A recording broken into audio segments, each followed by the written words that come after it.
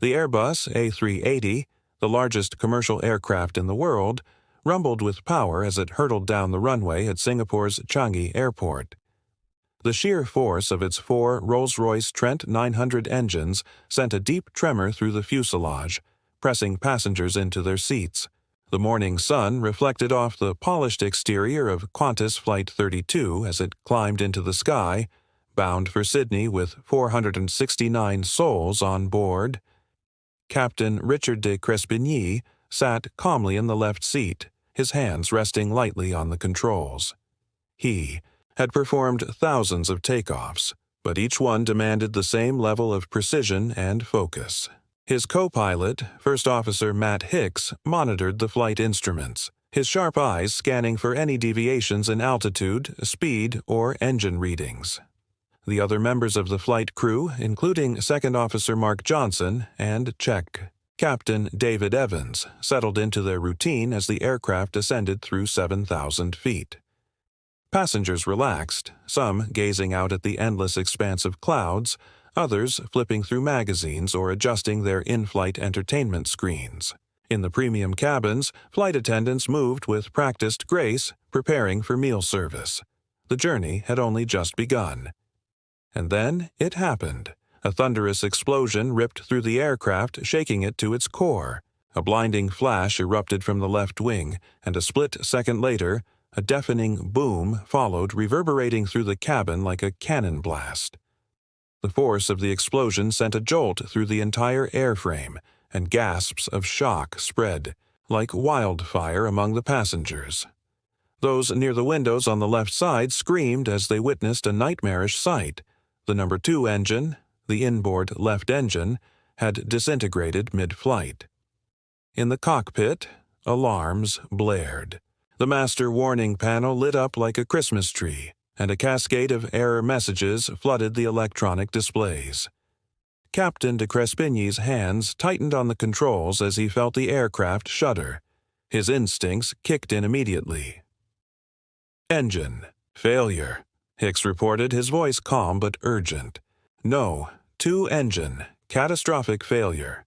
"Confirming," de Crespigny responded. His fingers moved with practiced precision, engaging emergency protocols. "Check fire suppression." Johnson scanned the displays, his breath shallow. "Engine.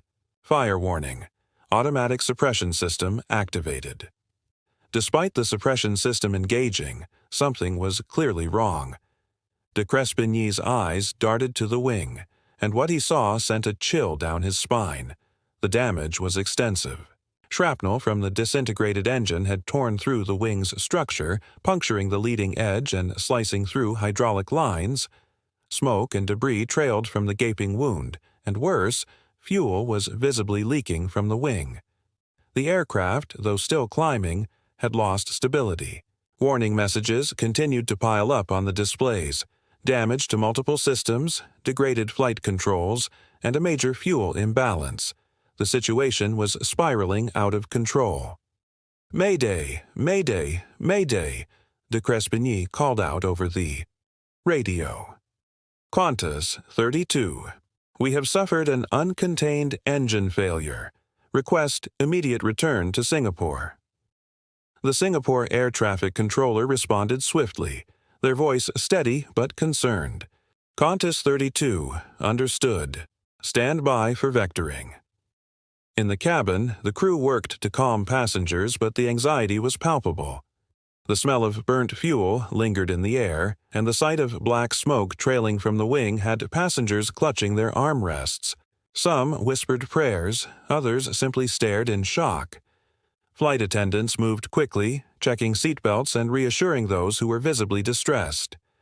In the first-class cabin, a businessman gripped his armrest so tightly his knuckles turned white.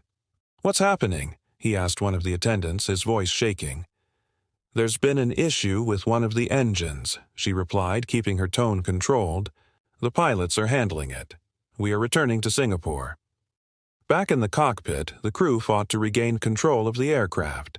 The explosion had damaged critical flight systems, including one of the main hydraulic lines, which meant controlling the aircraft was now significantly more difficult. Worse, debris from the engine had also compromised the aircraft's electrical system, leading to partial failures in instrumentation. "Damn it," Hicks muttered, scanning the failures. "We've got issues with slats and flaps. Landing this thing won't be easy." De Crespigny nodded. "We'll do what we have to." He took a deep breath, steadying his hands. They had no choice.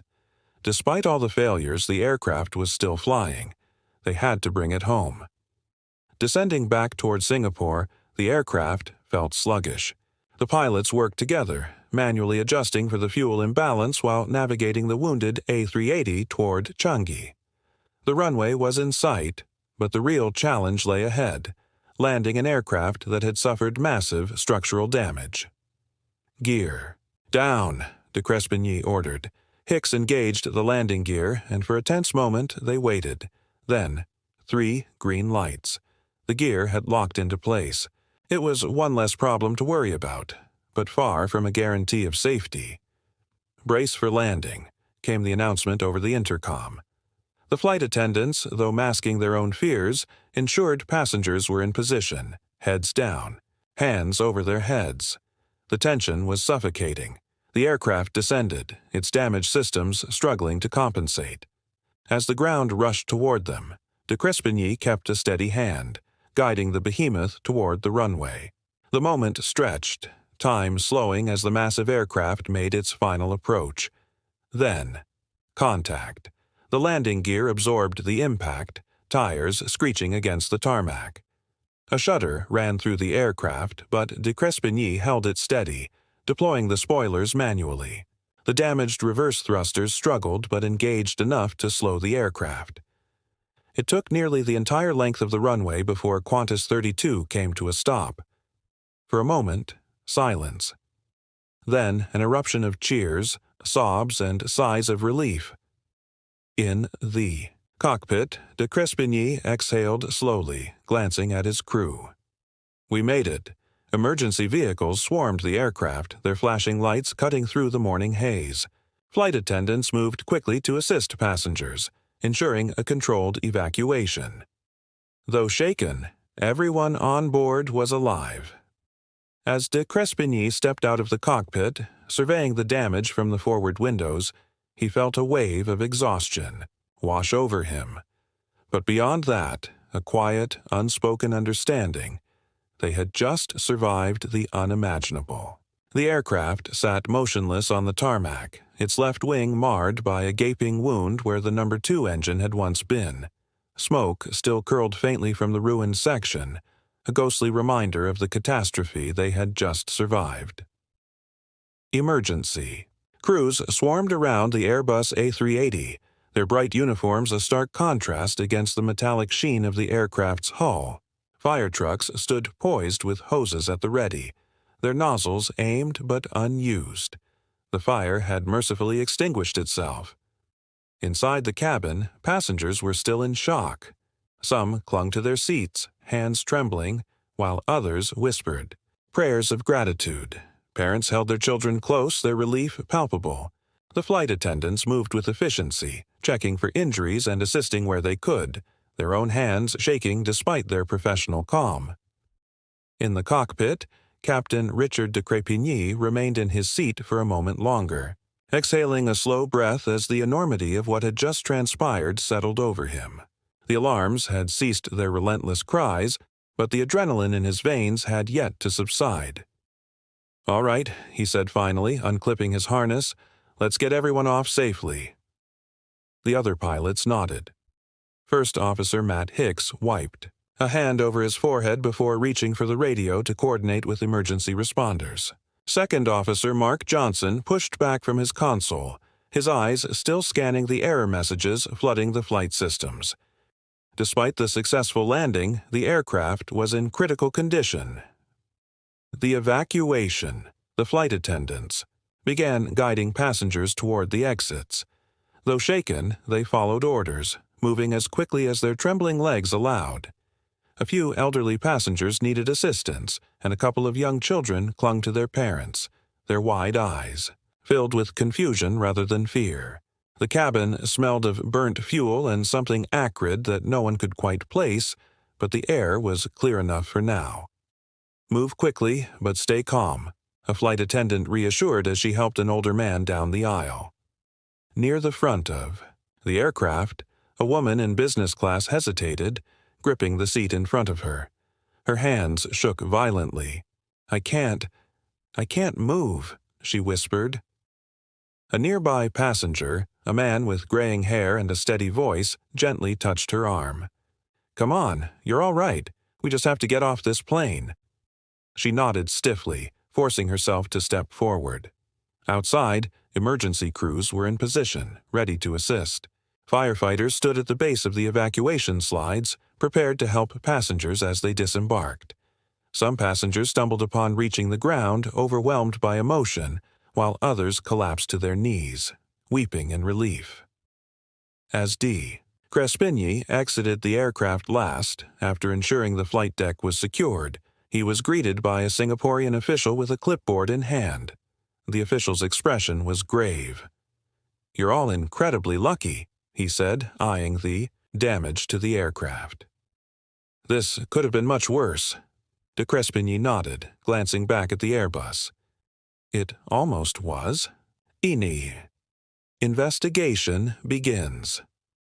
Even as passengers were ushered into the terminal for debriefing and medical evaluations, a team of investigators had already gathered near the aircraft, taking photographs and collecting initial reports. Representatives from Qantas, Airbus, and Rolls-Royce were en route, but Singaporean aviation authorities were the first to step in. An investigator approached de Crespigny, her dark eyes sharp with focus. "Captain, I need to ask you a few preliminary questions before we get the full statement." He nodded. "Of course," she flipped through her notes. "You reported an uncontained engine failure. Can you confirm what happened immediately before?" "The explosion." De Crespigny ran a hand over his jaw, thinking back to the moment it all began. "We were climbing normally, no indications of trouble. Then a loud explosion, followed by a severe jolt through the airframe.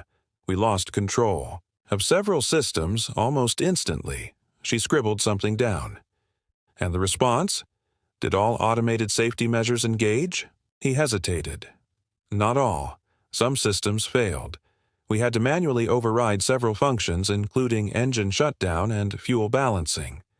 She frowned slightly, then nodded. "We'll need access to the cockpit voice and flight data recorders." "They're intact," de Crespigny assured her. "We'll cooperate fully."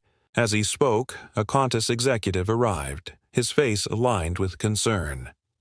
"Richard, we're bringing in specialists from Sydney. Rolls-Royce engineers will be here by tomorrow." De Crespigny merely nodded.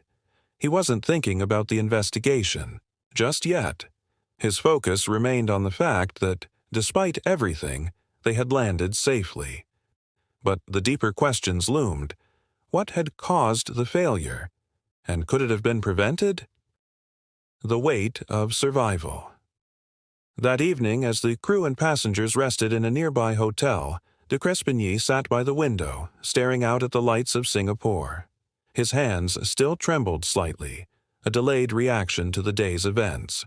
A knock at the door pulled him from his thoughts. Hicks stood there looking just as exhausted. "Mind if I come in?" "Of course," Hicks entered, rubbing the back of his neck. "I keep replaying it in my head, every second of it. It could have gone so wrong." "But it didn't," de Crespigny said firmly.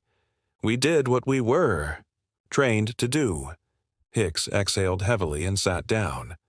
"Still, I've never been that close to complete disaster." De Crespigny studied his co-pilot, then reached for the hotel room's minibar, pulling out 2 small bottles of whiskey. He handed one to Hicks. "To making it back," he said, raising the bottle slightly. Hicks managed a small smile. "To making it back." They drank in silence, the weight of the day still pressing on them. Outside, the city hummed with life, indifferent to the near tragedy that had unfolded in its skies. But for those who had been on Qantas 32, life would never quite be the same again.